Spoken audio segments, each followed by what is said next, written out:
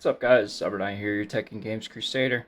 We're back and just got this in this morning, about 20 minutes ago, from China. And this is the testing unit for AYN Odin2 Portal. And as you can see here, we have an AYN bag, which is a felt or velvet type material, suede on the inside. And then we have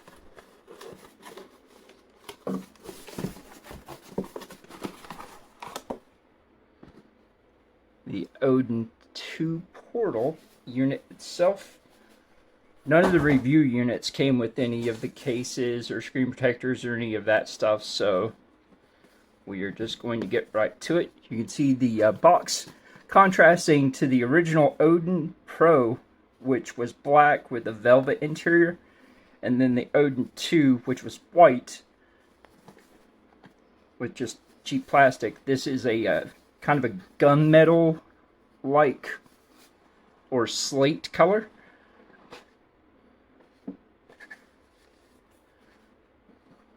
On the back of the box, you can see colors available: black, white, and indigo. And we have models from base 8 gigs with 128 storage. Pro, which is what this is listed as, is 12 gigs with 512 gig storage, which is an upgrade for the Pro from the original Odin 2 and the Odin 2 Mini, which was 256 gigs. And the Max, which is an upgrade on the storage from the Max of the Odin 2 Max, which was 512 gigs, and this is 1 terabyte with the same 16 gigabytes of RAM. This is marked as indigo, so always like these place cards here that give you like a quick start functionality.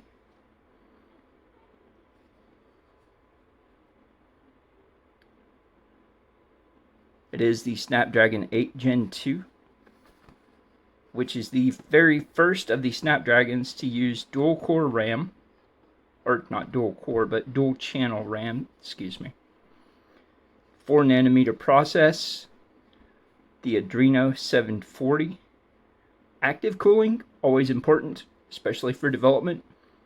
Same 8,000 mAh battery as the Odin 2, which was an upgrade.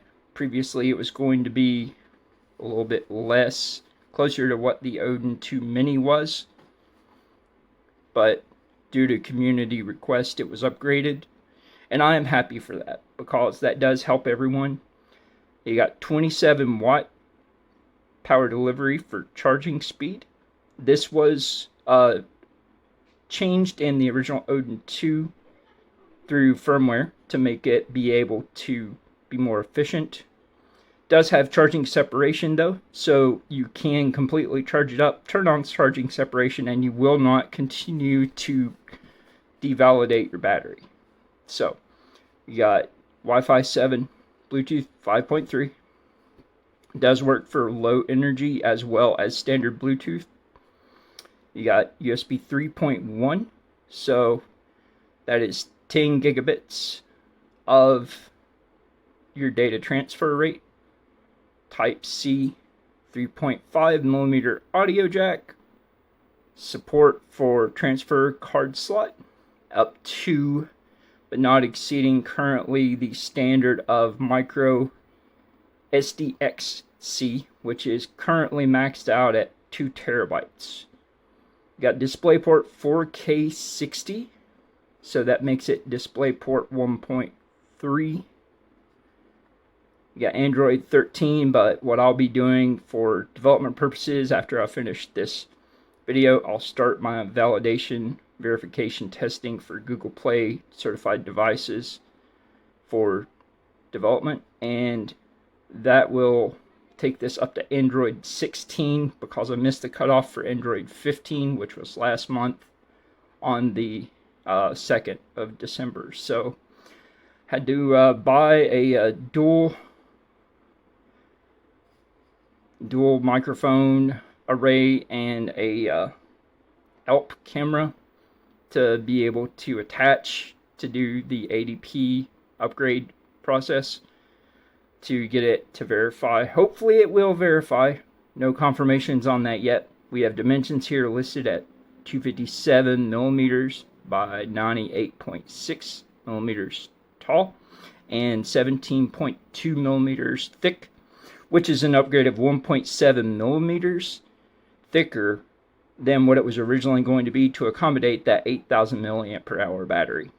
430 grams on the weight, which is probably going to be a little bit heavier due to it being in the winter time, and lithium cells always tend to weigh more whenever they're colder. So it could be up to 440 at maximum, probably around 435, 437 or so. And we got our RAM and storage options there. You can see there we got throwing battery in the fire, water can cause battery to rupture. This battery safety stuff. Always follow this whenever it comes to lithium ion batteries. Never want to puncture one. If you do open up the casing, be very careful, because if you puncture that, you're going to have a bad day. Probably some hospital time, if not at least first aid. Alright, let's go ahead and take a look at the device. I do like that on my early access unit that I got for the Odin 2, I didn't get one of these. So I didn't have any sort of like protective cover. It just had something there. But I like this cutout thing because it helps for like keeping your analog sticks and your buttons and everything from having wiggle or whatever whenever you're carrying it in a travel case. Currently, this is my case for my Odin 2 Max, and it works great. This is a Switch OLED case. And if you wanted to get a case that will fit the Odin 2 Portal, I would advise getting one of the Switch Split Pad Pro equipped size cases, or probably what I'm going to check and see is how well the ROG Ally case works for it. And these are Butterfox. You can see the emblem right there. I love their cases. They're good quality. I wasn't keen on the idea for the case on this because Tom Talk, that did the case for the original Odin 2, it didn't have any space in it to hold any cables or anything. And then after the fact, whenever I decided to instead have the back panel changed additionally on mine instead of the case, it was just changed after that fact to a white interior. So we got this right here on the seam, and they did make changes for the Odin 2 Pro to accommodate, or the Odin 2 Portal to accommodate cables and a zipper pack, just like the original Odin 2 case, or the Odin case did for the original crowdfunding back in 2020. It's almost to the day. Love this cable. You have no seams on either side. It's a high quality aluminum connector. It does have a vinyl sleeve on it, not rubberized or anything, so it won't pick up any debris. And we are looking at about just shy or around 1 meter of cable, not counting the connectors on the ends. AYN has always done a great job as far as their cables, their quality. And let's see if there's any battery in this from the outgo. So you can see here, due to community request, they asked for texture on the buttons, which was a misconstrue of the information. What they meant to say is they wanted texture on the back for the grip of it, and that led to the cover for the Portal becoming the grip. So it's a TPU grip, and what it does is it has an opening here and for these, and it makes it thicker. I mean, as it is, it's a good size comparing just the Switch OLED tablet portion. This does barely fit between the D-pad and the analog stick on the right, and it is just about the same thickness. So what I would like to be able to do, and as you can see here, you have a 7-inch OLED display for the Switch OLED, and also a 7-inch AMOLED display here that goes from 60 to 120 Hertz for the Odin 2 Portal. Whenever I get my microphone charged, I will do a screen comparison to see how well the brightness as well as the pixel response is under a microscope for both screens, and compare what latency will be based on that. I do have here the Odin 2 caps, and they do fit the same shaft for the Odin 2 Portal. And this is just a kit that I got from Amazon. It was $7, and it has a whole bunch with it. They're clear, so you can be able to have it illuminate through. But as you can see, these are a little bit larger and a little bit longer than the official caps. Here's the official for the Odin 2. As you can see, they changed the shape just a little bit.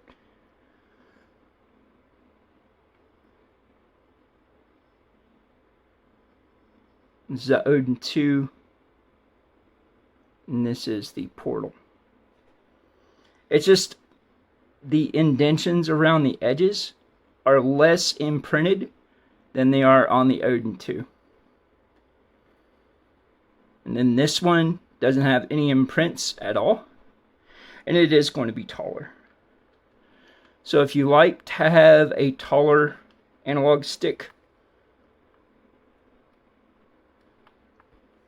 these are available as an option. There's also a couple of people in their Discord that have an Etsy store that make even more customized versions, and I'll post a link in the description below if you wanted to check out their store or order any of their customized products.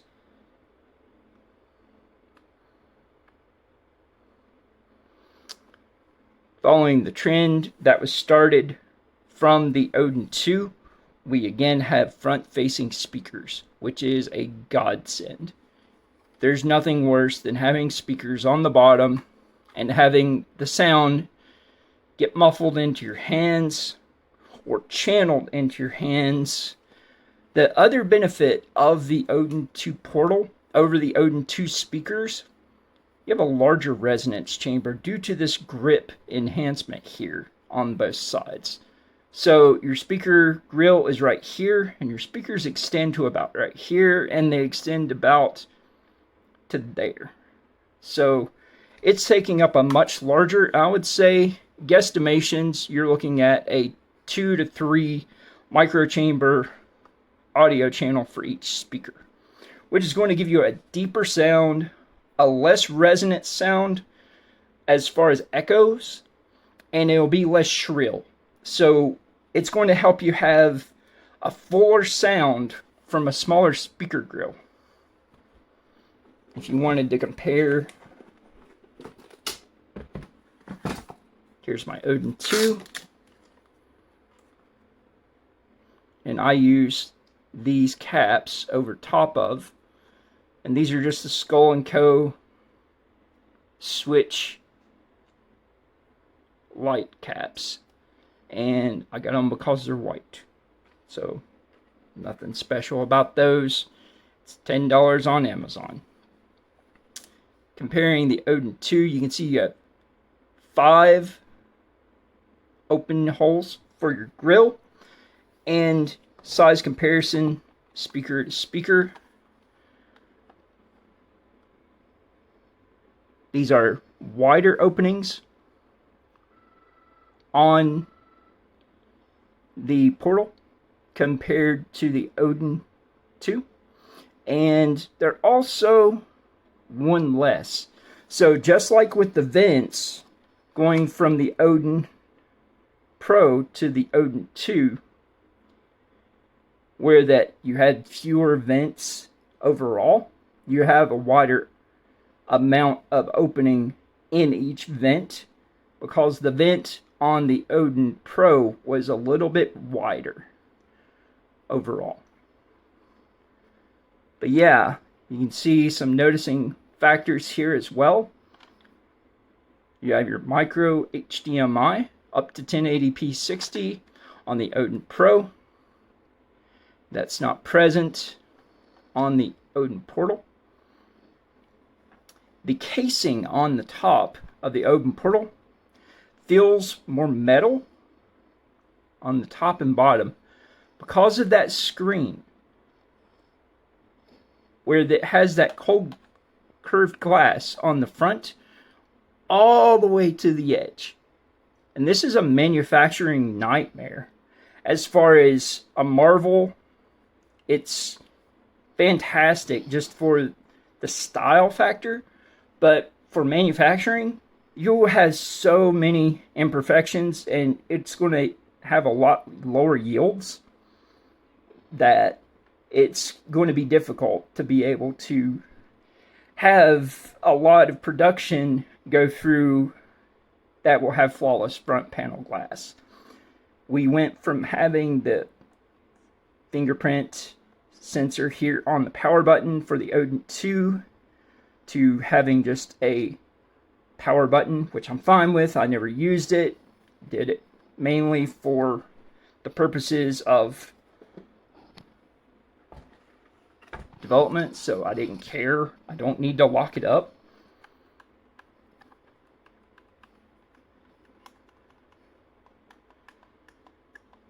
This is a lot more pronounced on having your shoulder buttons. Yeah, feels like 2 actuation points. So you have one right here, it feels like, and one just to the right of the one here.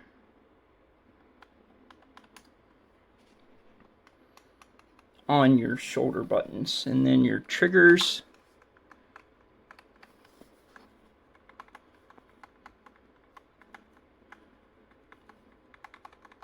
It's a lot more linear as far as the activation goes.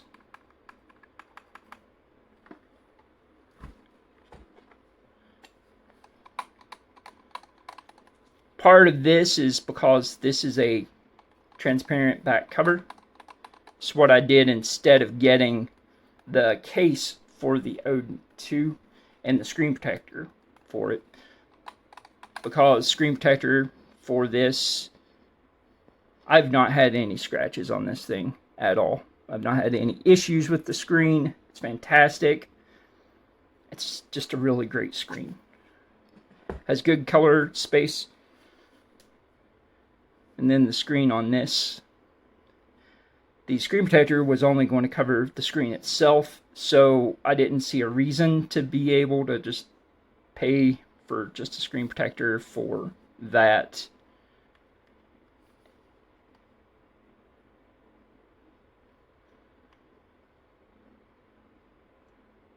So you can see here the height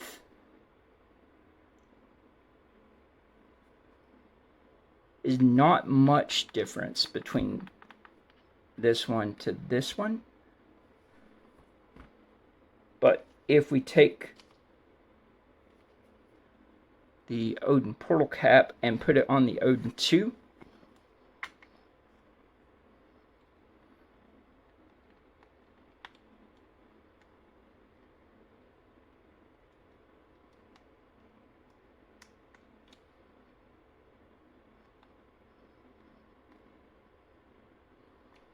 these things are annoying on the Odin 2.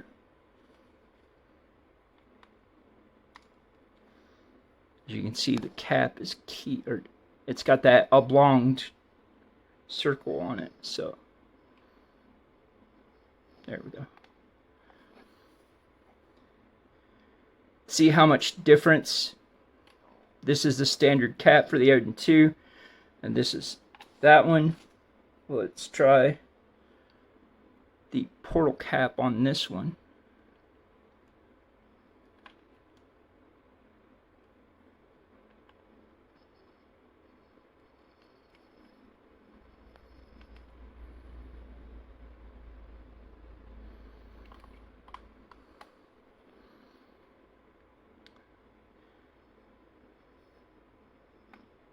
Just a little bit taller for the Portal cap. And what that does is, see how it goes all the way to the edges of your palm ring here, which is the LED transfusion area on the originals. It rubs the edge of the frame.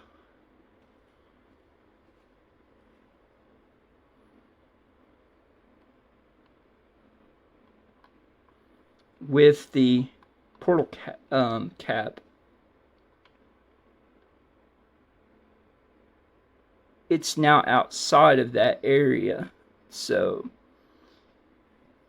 you don't also have this little divot here going all the way around it for the movement of the analog stick. So yeah, that makes a huge difference.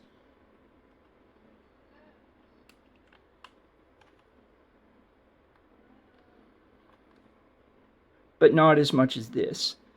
You can see this, it doesn't even touch the sides. I get full range of motion, and that's the reason I bought these.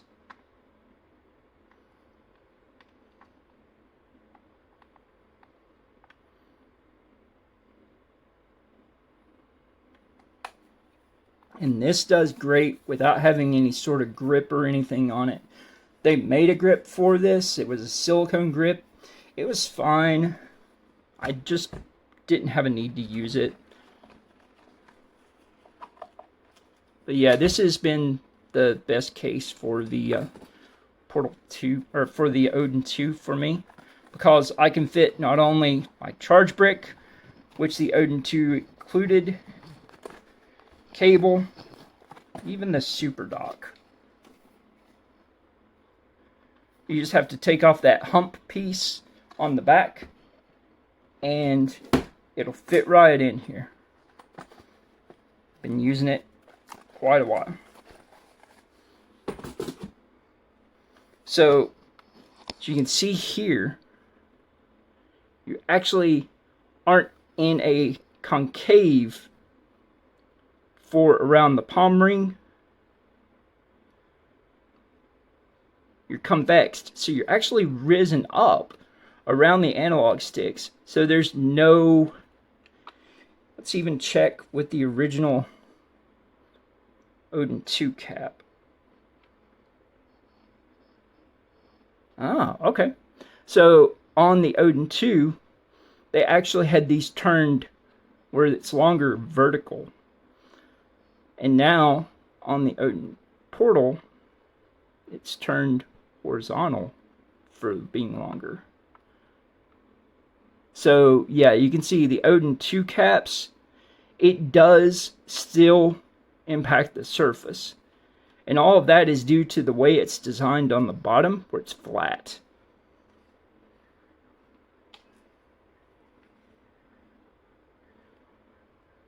Here we have the portal cap.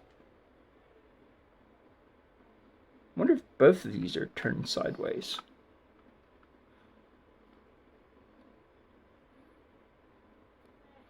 So you have just above this little lip here where it's convex with the standard caps. So with these custom caps,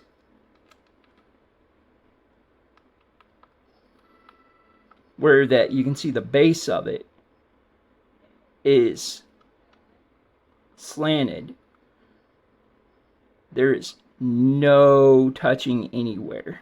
That's why I love these. Plus it has a little bit of grip on the top of it.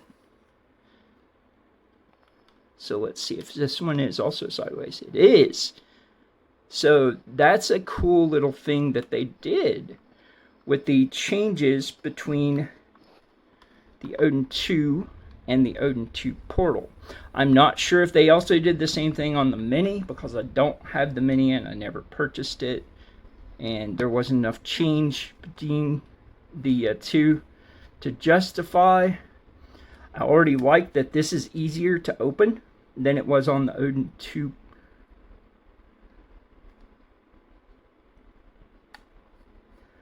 But notice, we got headphone jack, USB Type-C 3.1, but no micro HDMI.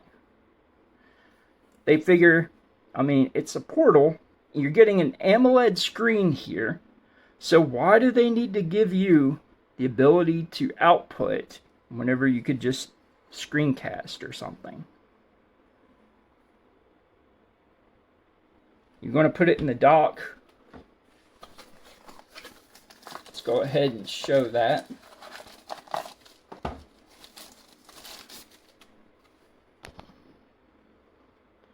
Great dock. Stock, as I recently did content for, works for the Switch.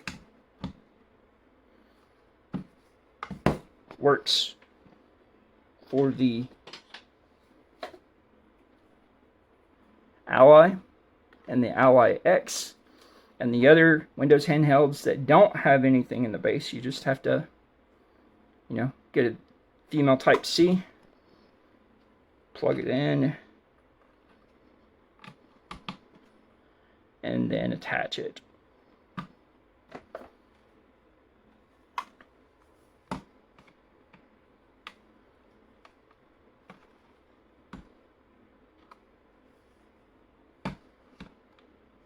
There we go.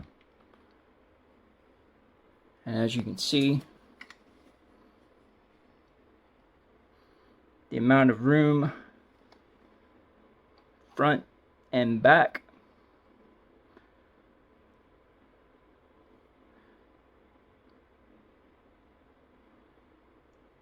You do have space, but they did say a qualifying thing with the grip on in the back. You will no longer have the amount of room to be able to fit this in the dock.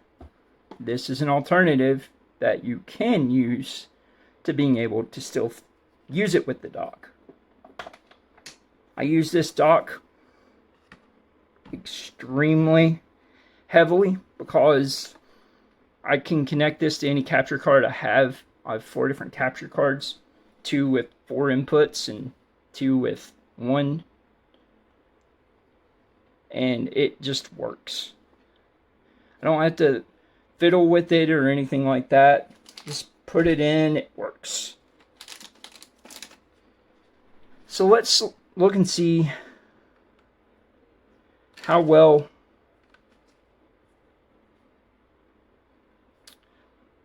the switch light caps covers will fit over the Odin Portal analog sticks. I know it fits very tightly on these. These you almost have to use the Switch Joy-Con covers.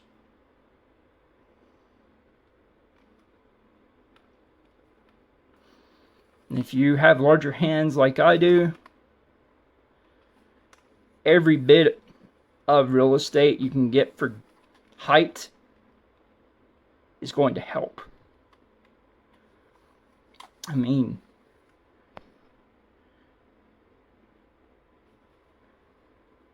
that's from my wrist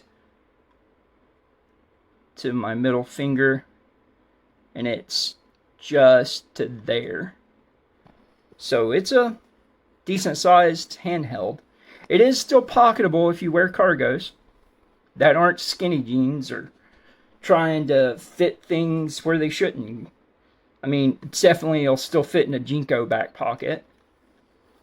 I don't care about pocketability. That's why I get cases.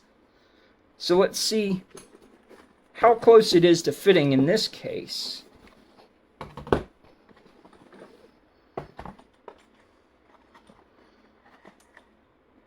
It's just too wide. I mean, if I pressure, I can get it to fit. And it's a tight fit too. Like, it's pushing out on the sides. Because of that curved glass, it's deceivingly larger than what your case will think it is. But it still fits in there. And this is just an OLED case. Like I said, you want something just a little bit bigger, just to be able to not have so much pressure on everything.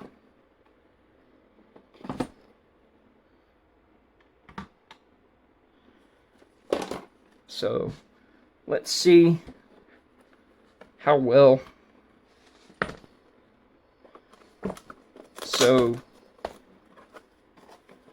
these openings here, larger areas for triggers,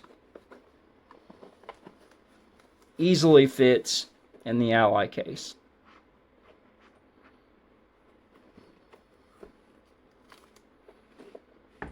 Like, way, way easily. So this is technically too large, but having the ability to carry brick cables. So inside the Ally case here, it will fit. Like I said, there's room on each side, but I'm fine with that because there's room on each side inside of the Switch OLED case here as well. And I like this because it's trimmed in blue, which I did for my back panel. So what I'll probably end up doing whenever I get my actual contribution white model is I'll take the request a white backplate for this Indigo, and I'll request a another transparent grip for the white backplate Indigo handheld, and I'll send it to my contacts in California for their purposes of being able to do, you know, mobile content that I've tried to help them get more into with your video games community. So yeah, this bag that they sent really helps to set things off. And if you want to fill up even more space,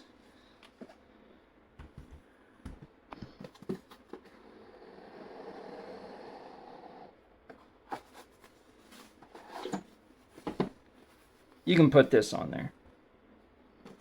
So you can just go just like that, then put it in the bag.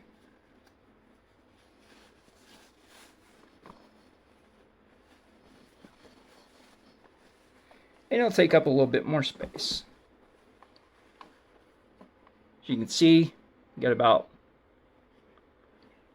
sideways thumb width on this side, which turns out to be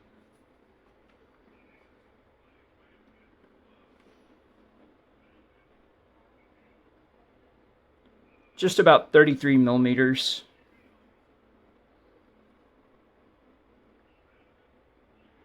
And 28 millimeters on this side.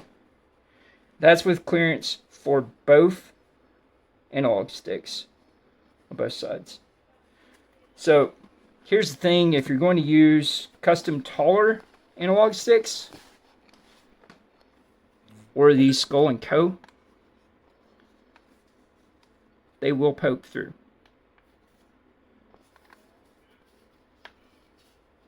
But just the standard, you're barely going to see any surface on them. This cover.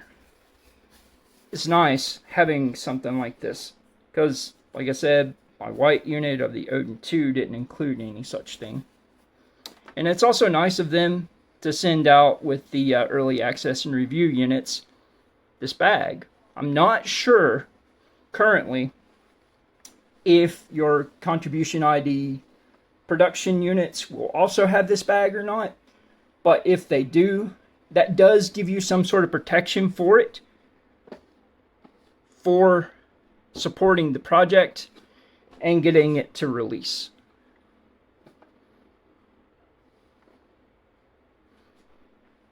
Just got dizzy for a bit. Give me a moment. Okay, guys. Sorry about that. I'm back. So, measuring here.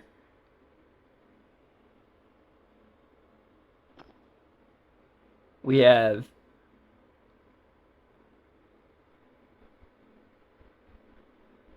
just under 7 inches. Or, excuse me, just under 9 inches. So about 8 13/16. Or 226 millimeters for the Odin 2. From the height of the trigger to the bottom of the Odin 2, we have 3 13/16.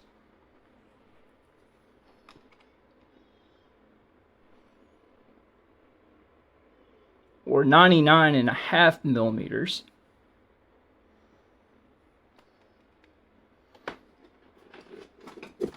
for the height or thickness. And this is going from the thickest part, including the sticks,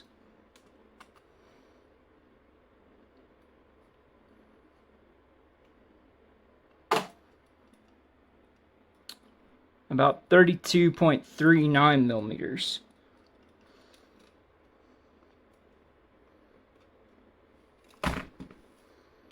We go from the thinnest part,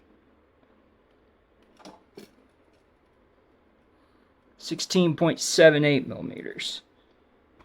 And that's approximate. So let's go ahead .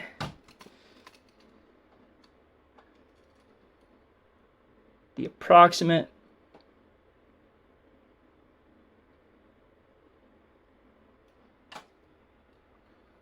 .16 millimeters, and that's your thinnest part. We go to the center part here, because the back of it does bevel out a bit. It's not flat. You got 15.26 millimeters, a little bit thinner than what they say or claim. Let's check the bottom, because the bottom is definitely thicker.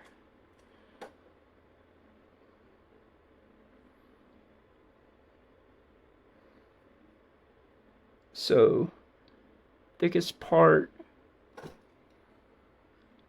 16.46 millimeters at the thickest part in the bottom thinnest part. So if we go thickest part from the body on the triggers, which is going to be your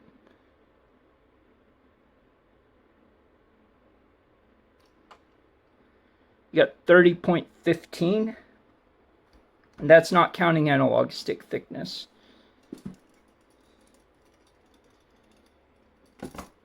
Let's go ahead and measure.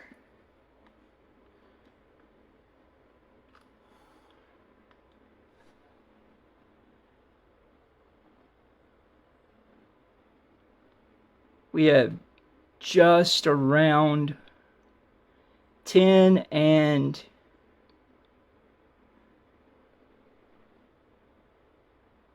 just under 10 1/4 inches.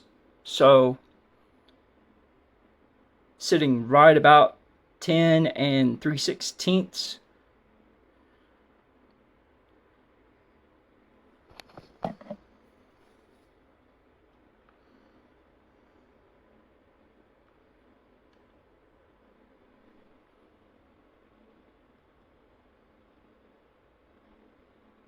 And 257.25 on the width.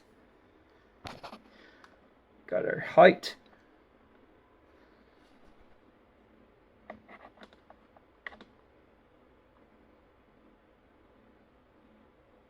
Got 99.5.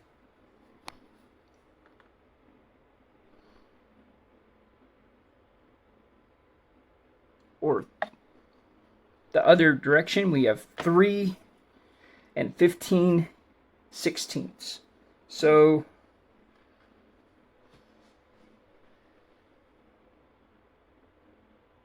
just over an inch thick from the surface this way.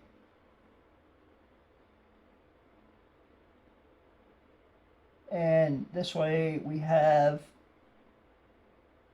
from body to surface of the table 21.7 centimeters, or millimeters rather. So yeah, let's finally see about the controls themselves. Very responsive clicks on your R3 and L3.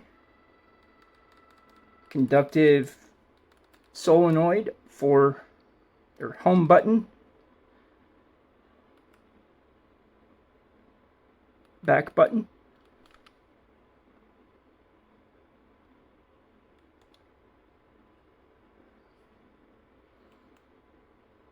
You got start and menu. A, B, X, Y. See, we have one microphone on here. It's probably noise canceling, but I don't see where another opening is for the other hole for it to be noise canceling. We do have a small condition LED here for our status. It's probably not going to give you notification blinks or anything like that. Could be programmed though.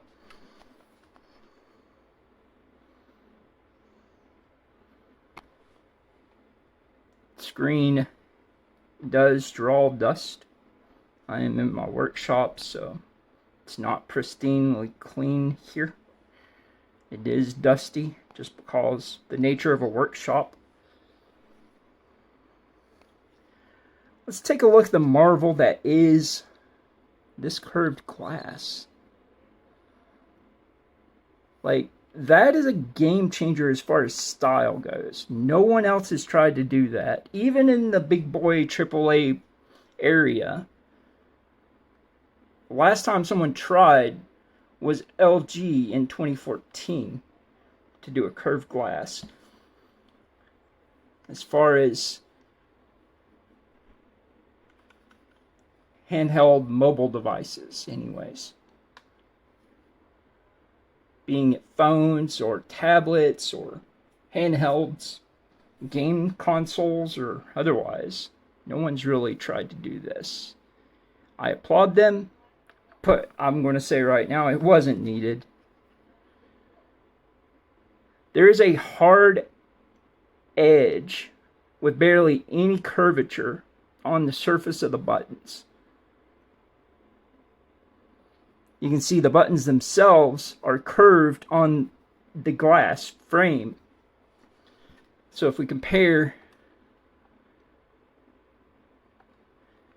these do have more of a curve on the edges, more of a bevel, so to speak. And these have a defined edge. I'd like to see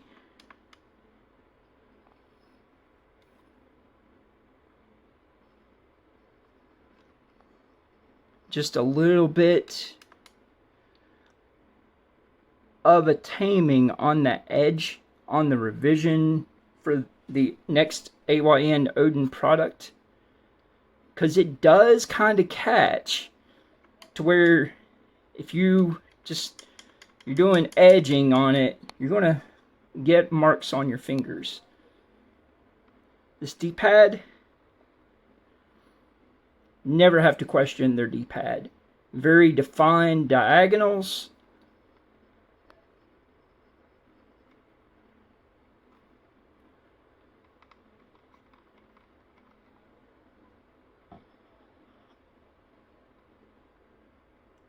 It's not loose. You have a high pivot area. It's always very, very good. Comparing for the Odin 2. This one does have a little bit of looseness to the casing for the left to right, to where you can see just rubbing my finger over it, it doesn't make any noise. But the pivot on this is not as tall as the pivot on this. Notice two things as well. This is on surface level.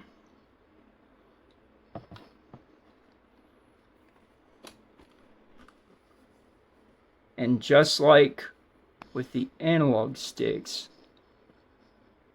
you have just a slight area here that this is concaved. So that gives you even more presence of your angled directions.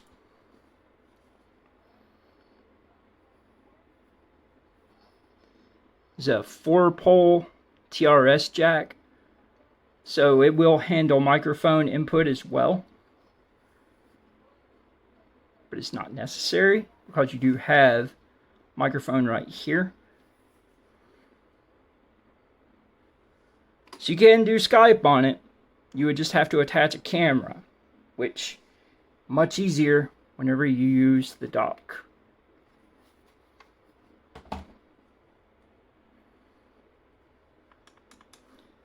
Let's go ahead, let's measure buttons.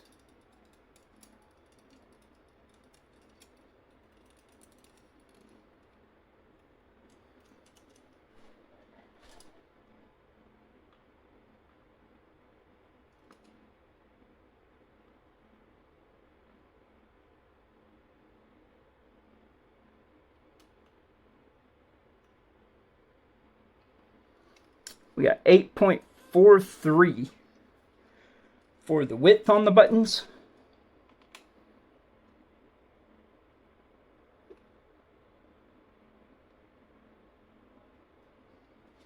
Compared to 7.24 on the Odin 2. D-pad is a little bit larger as well. So Odin 2, we have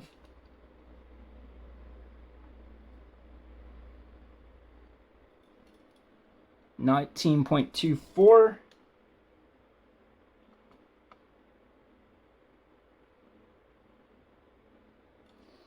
.99 or 22 millimeters.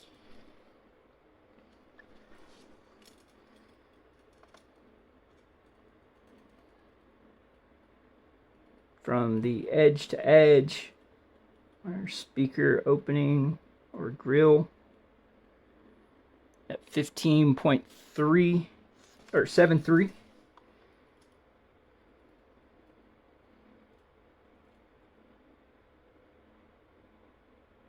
Got 11.01.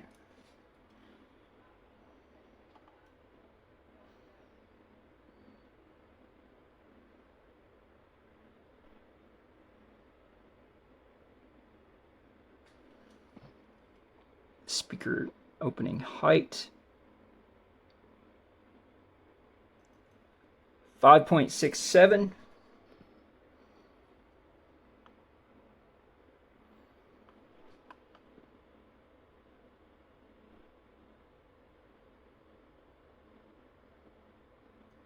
.74. So the actual openings themselves.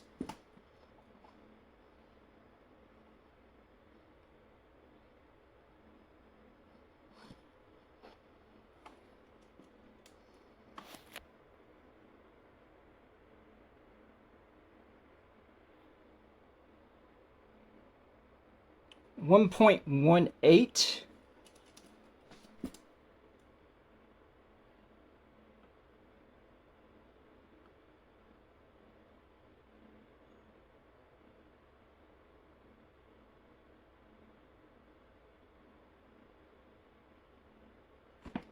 .61.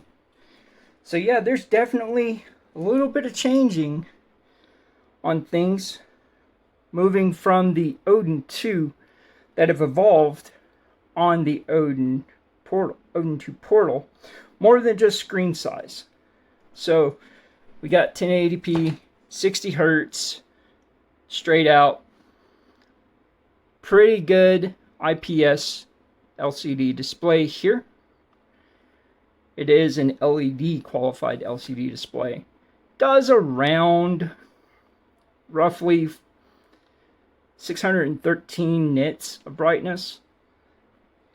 Compared to this is a this is also a portrait display standard, and this is as well. This is a portrait 1080p 60 up to 120 hertz display, but you have color space availability for RAC 709, BT 2020.1, possibly HLG. I know it doesn't do Dolby Vision though, because you require a minimum of 1000 nits to get Dolby Vision. Does handle HDR content, but it's not confirmed 10-bit HDR color depth. It's 8-bit or 8 plus, which is the same thing as what most of your portable monitors are going to be, similar to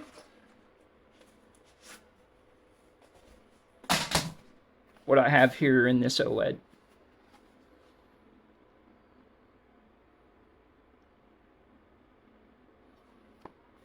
Technically, this should be brighter, because this is 800 nits.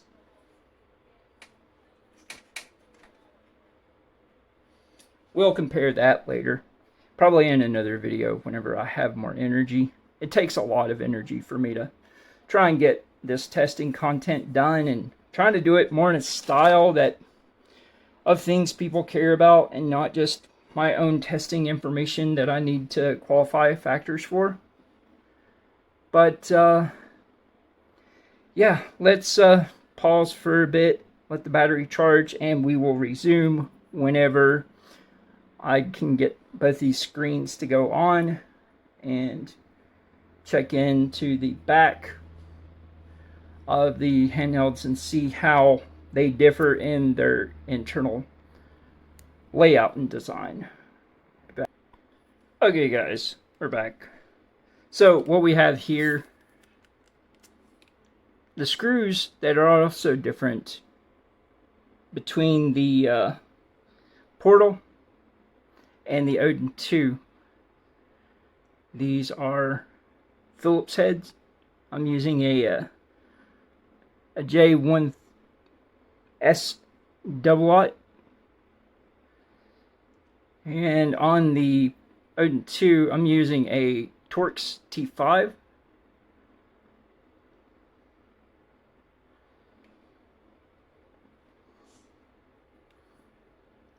And this is just the WoW stick. So guys, sorry about that. Finally back. I broke nails, and also had fracking that was causing issues with trying to get my phone to charge. So, but as you can see here, the inside of the AYN Odin 2 the depth of the resonance chambers on the speakers. You have these filtered ports on the back. And then easiest place on this to be able to start is going to be right behind the vent, or right along the edge of the triggers. The other differences between the Odin 2 and the Odin 2 Portal, which make it feel like a more refined, actual production AAA device. You don't have these diffusion bars for LED lighting on the sides anymore on the Portal itself. You just have some tasteful LEDs with the diffusion palm rings underneath the analog sticks. And it does make it feel like a more refined device because it's more solid.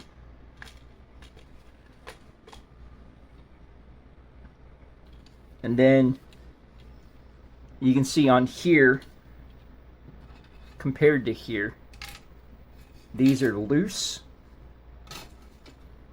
And these are actually using industrial glue underneath it. You have filtered intake, intake, and then you have no filtered intake. I prefer no filtered, just because of the design.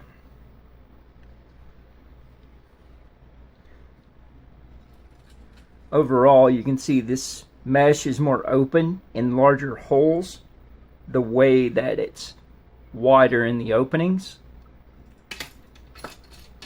Whereas this is in between, more refined, a little bit smaller in the width of opening.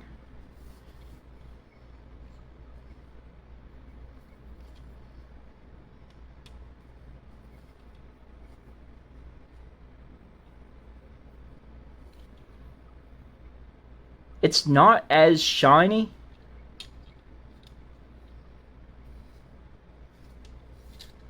as you would think. It is a satin finish, not a gloss, not a semi-gloss. It's a satin, but it is a fingerprint. It does catch fingerprints more than the, of course, the actual transparent isn't going to catch fingerprints as much, but the white didn't really catch hardly any fingerprints for me. Still have the white. I just don't use it as often. So let's compare the design here. On the insides, you have battery is uncovered. You just have these little pieces of foam here to block it.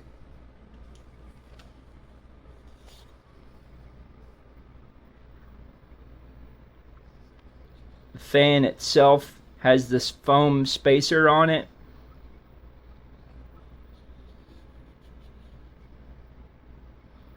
You can see the entire area where that the intake is perforated from. You have dual vibration motors here, whereas this one, you have just the one center vibration motor, which I'm fine with. I mean, I'm not a fan of vibration. I don't ever use it on any of the handhelds. I don't use it whenever, even on controllers. Don't care about haptics. It's just something that makes it feel, to me, like trying to compete.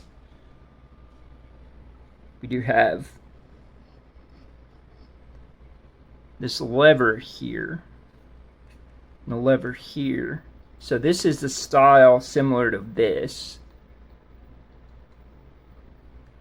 whereas this is a style that is similar to a counter lever. So you press it in and it lifts off. of the space down here, but it impacts or actuates at the space up here.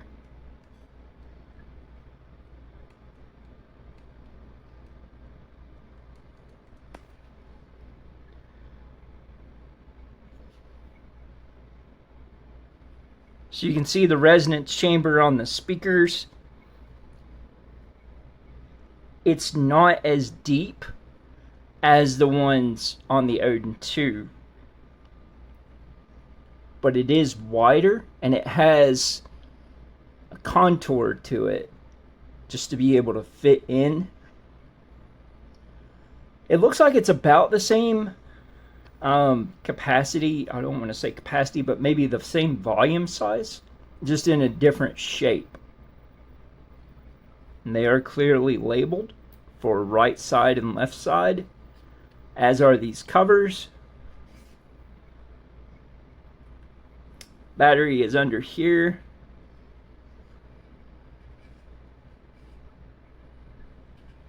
What I'll probably end up doing, just to save on battery, is I'll detach this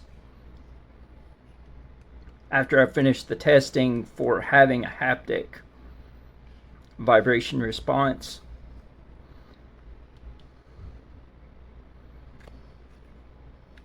I like this refinement though.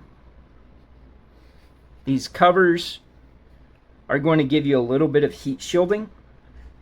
And the main thing you want to worry about or have concern with whenever you have an OLED or an AMOLED display is warping from the heating of the screen. And if you don't have a thick enough heat shield behind or on the back side of the display, what you'll get is you'll get rippling in the surface of the display itself, which this glass, this all glass front, is definitely helping with. But it's interesting to see. I'm not going to break it down any further than that, just because I have other testing I have to do first. I may do a whole other video of like modifying things or seeing if I can get any lower amount of performance to temperature ratio, like I did with the Odin 2 and using KPX under here with a liquid thermal pad, to see if that changes much on this. Let's go ahead and check and compare cooling solution fans here. Looks to be the same size on the fan anyways. But like I said, any further than that and we will have to wait. So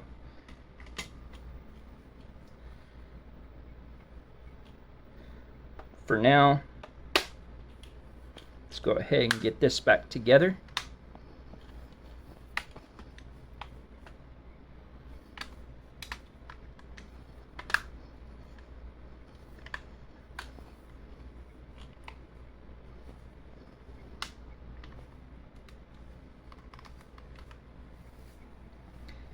I will say, this part right here, it feels more solid. It does feel very similar to the Switch OLED. As far as the weight, it's almost identical in the amount of weight that it feels like it is by comparison to the Switch OLED tablet. And that's like adding the controllers onto the tablet for the Joy-Cons. We're probably looking at within 5 grams of weight difference. Alright, I'll be back after I get this other panel on. Okay, we're back. So, like I said before, I was going to show you this 13.3 inch OLED display.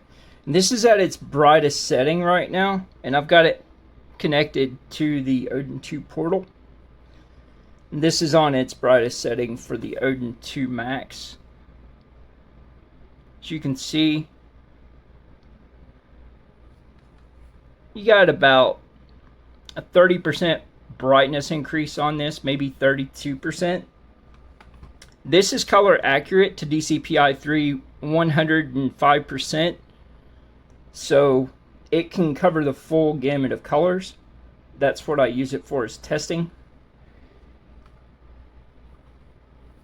With the Odin2 Portal, if we check out what we have in here under Odin settings, or we'll check under display first. You can see 100%. Had to set it on dark mode because I'm not a fan of light mode. It just hurts. Got night light, colors. Alright, so we got intelligent colors and screen enhancement and standard. And then we have nature, warm, and cool color. So intelligent environment adaptation is recommended. Here's your screen enhancement. It does blow out a little bit, but it gets brighter than this display.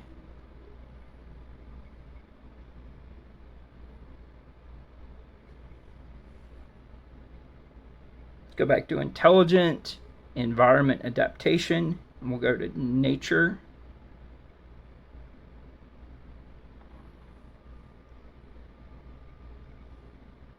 Warm.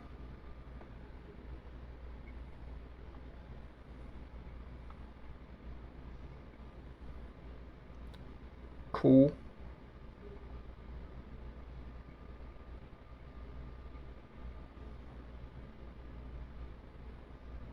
Back to nature.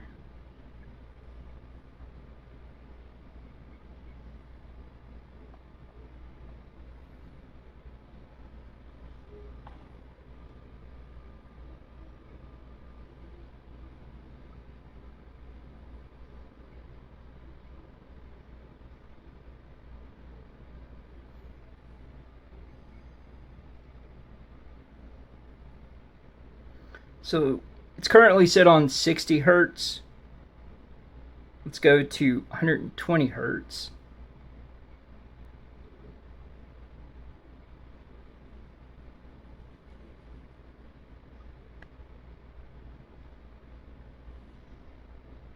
This has adaptive sync, and this does not.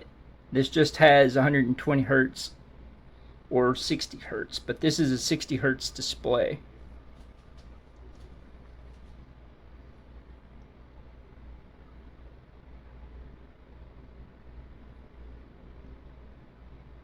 Let's check under Odin settings what we got.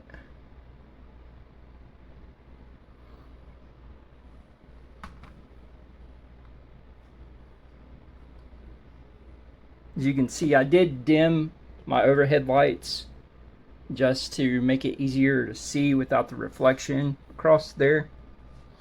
Vibrator is set on medium. So here's vibrator. Let's go low.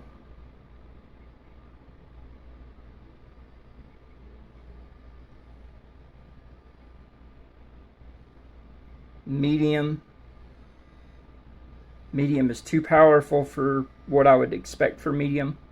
High. I mean, literally, you could use that as an alarm clock to wake you up. Highest. That'll vibrate literally out of your pocket. Let's see if there's any option to be able to completely disable the vibration like there was in the Odin 2.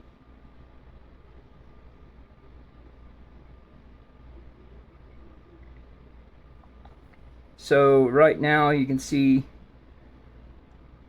there's no charging indicator on because this is not charging, this is using for display out. Display port over Type-C, we have adaptive by default. 4K 60, 2K or 2.5K 144, 1080p 60, 1080p 120, 1080p 240. So we'll just keep it on adaptive, which means it'll auto detect what it's outputting. No auto sleep.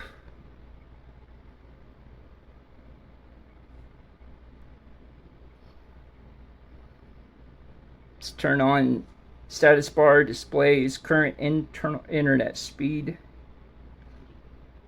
We got our M keys here, which is our macros on the back that we can program with these options. Currently, there's no customize option to have it set to a certain button or anything like that. Would like to see that added in the future firmware. Controller style. By default, we have Xbox. Odin is the Nintendo layout where these are swapped for B and A, Y and X. And you can disconnect to turn it off so that certain games won't detect this as being your first input if you're using a controller externally. Got our calibration test. You can disable joysticks. Gamepad test. Joystick calibration, dead zones radius adjustment, analog trigger, dead zone travel. So if we test the gamepad,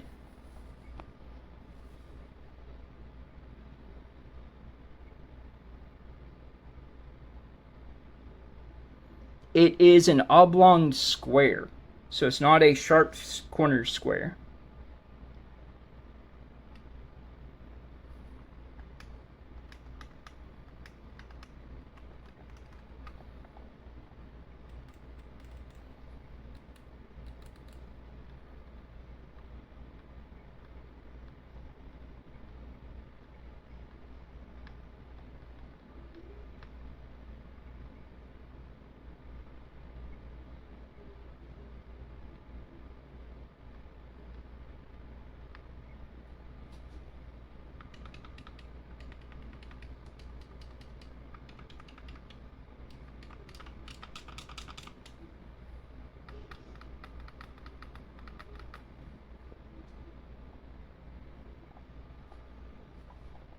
Everything looks like it's tight and already set up.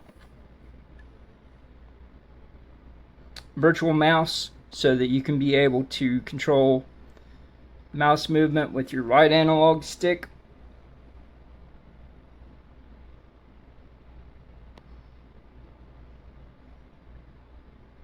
Virtual RAM swap. Some emulators will use this. The only time you'd use this in development is if you want it to detect a greater amount of bandwidth for the GPU cores than is currently present.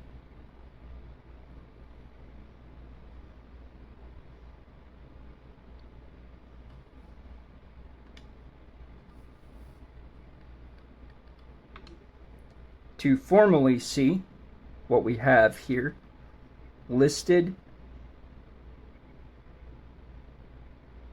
Android 13,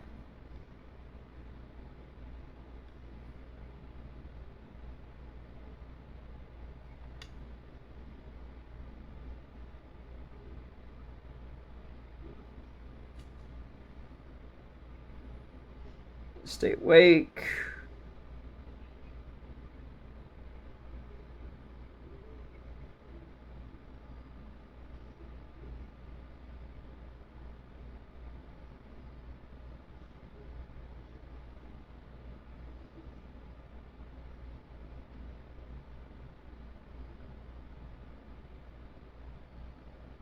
And these are things I'll be using whenever I configure it for AOSP 16 with the dock and some connections for sensors that aren't currently equipped inside this device that are needed to qualify for the testing of AOSP 16. So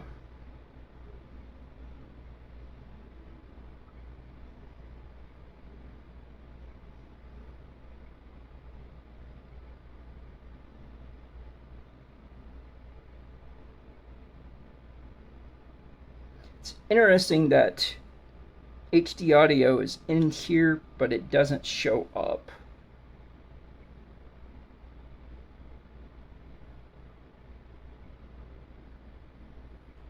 Let's go ahead and check.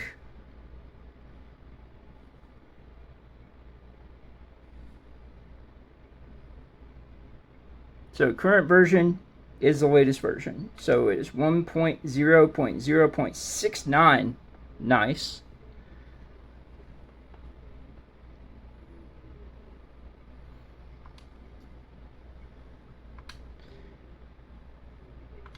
Give me a moment, guys. I'll be right back. I'm going to download my testing. Alright, let's run graphics test high. There's our shadows. Let's go ahead and take a look and see what we have here. Temperatures 68.9 degrees Celsius, 70 degrees Celsius already on the Portal. And we have just hitting 60 right now. Just trying to hit 60 on the Odin 2. So this has a much better cooling setup because of the vented amount of space.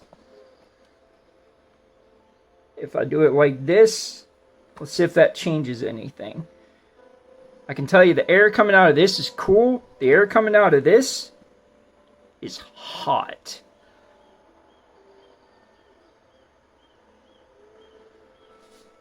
So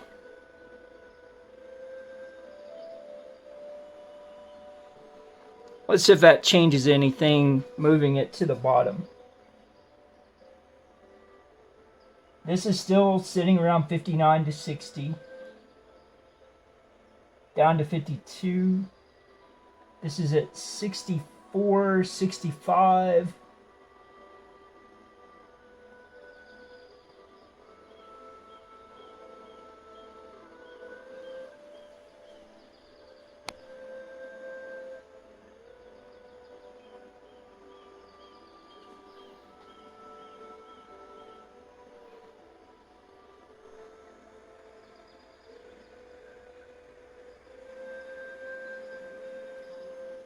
Just to zoom in a bit for you.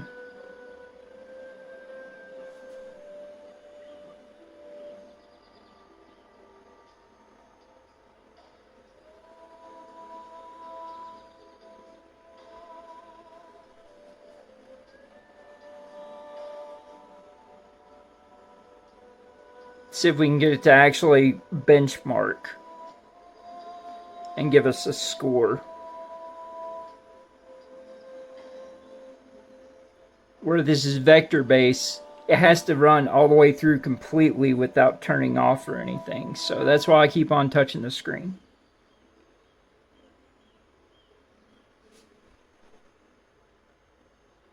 Alright, so we have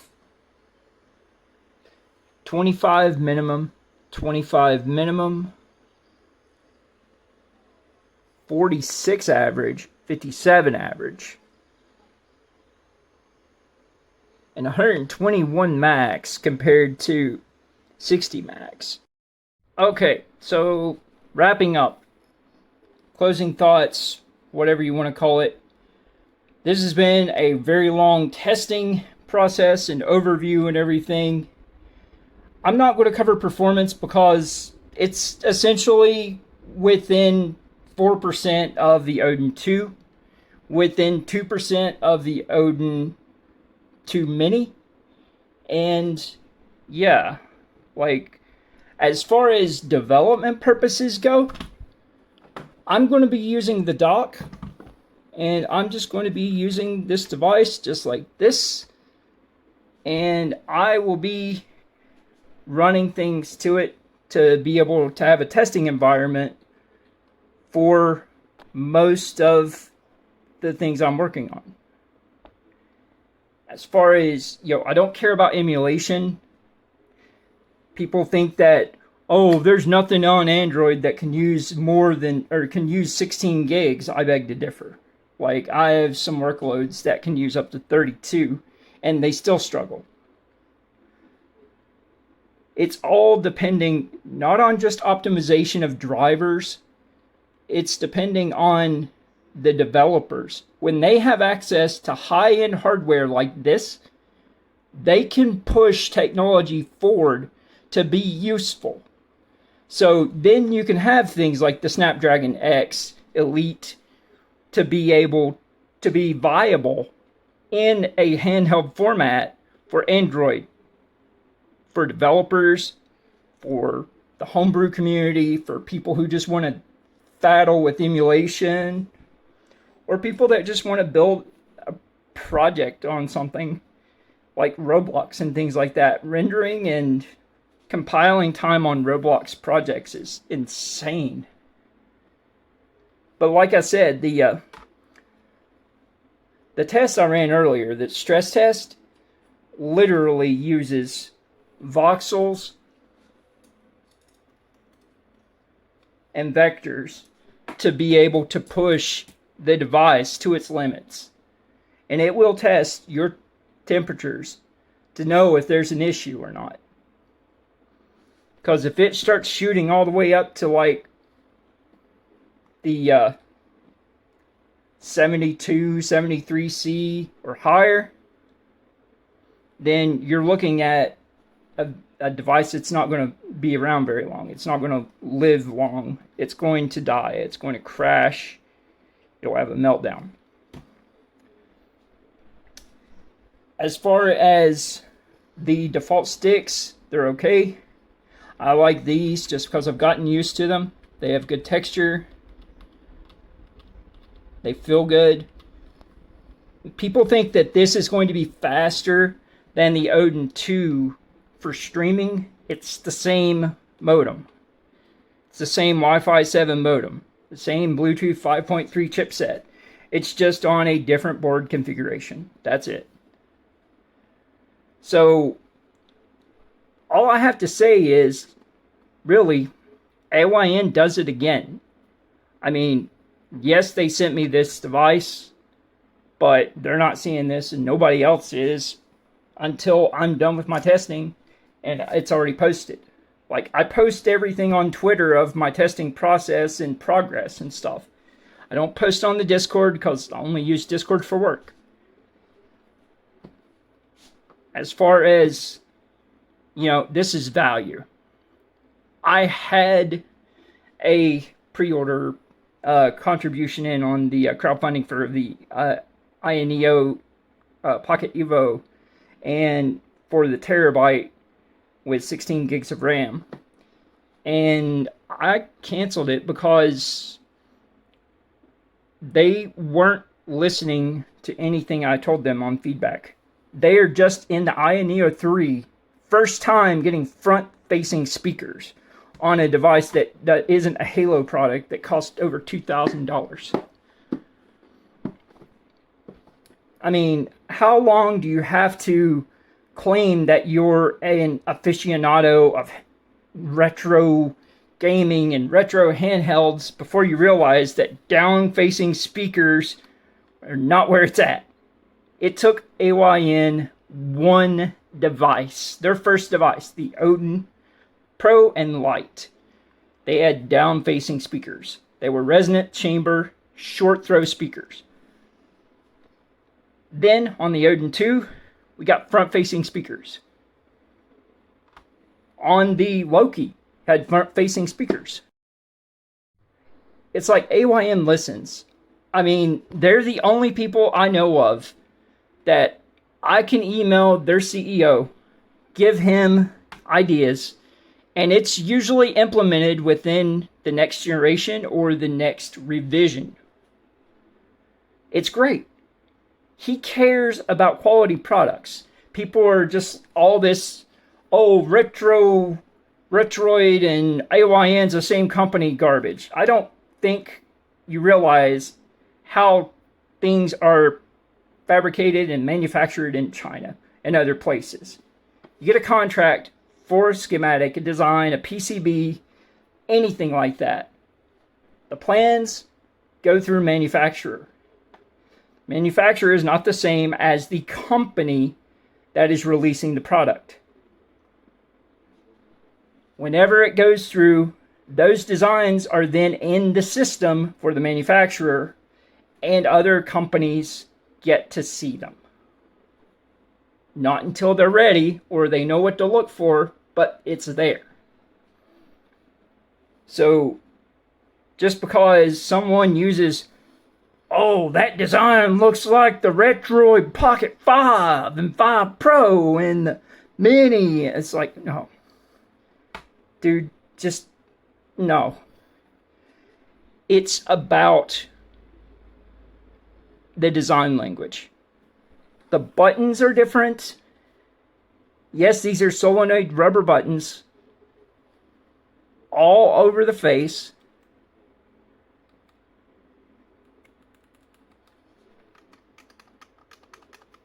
These are contact, 2-point contacts. Got one there, one there.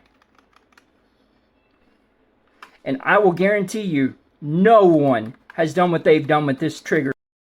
Let's wrap this up. So, they just posted today that the 25th of January is the last day the Indiegogo is going to be available for purchasing from there or contributing. Everything is already up on their website, AYNTEC.com. And everything is just ready to go.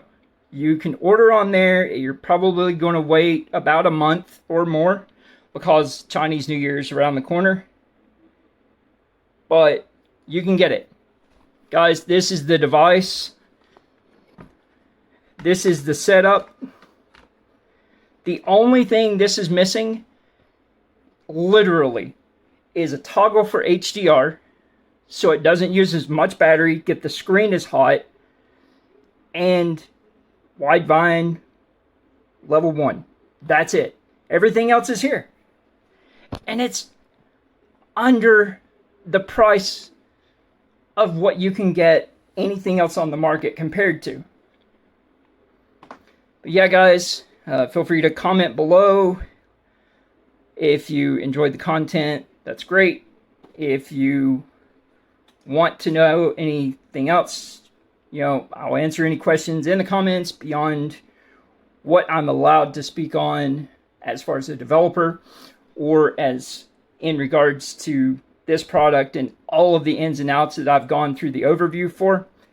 Guys, finally got this done. This is going to be a bear to try and get uploaded and get reassembled and everything because I hate editing. It's not anything I'm good at, and I'll be the first to admit that. I am 9 subscribers away from 1,000, a number I never thought I would reach on YouTube and never tried to reach. I just make videos because I want to inform people on things. This is a good buying decision. This is going to last you if you don't need anything else and you just want to stream mobile games. You can do that with this dock, $50. Handheld. It's cheap as $300. $329. Depends on if you get a coupon or not. You could even go with the Odin 2. Currently on sale for $299 on their website. I'll post links below. And guys, Zyberknight, Tech and Games Crusader. Hope you guys have a good night, good day. Take care. Thanks for watching. We'll see you later.